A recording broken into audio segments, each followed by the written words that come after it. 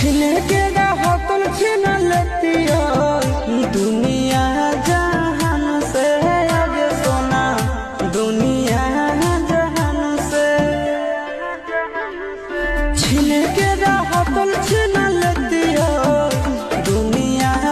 जहान से आगे सोना दुनिया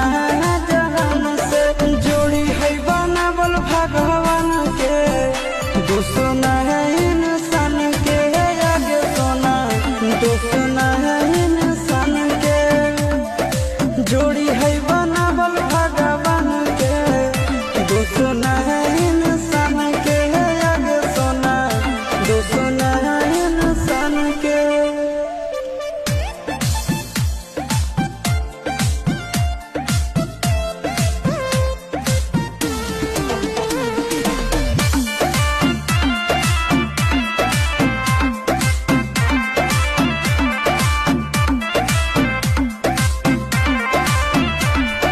जन्मों से भले दोनों रहेंगे साथ में कहरम तहा कभी धात के हाथ में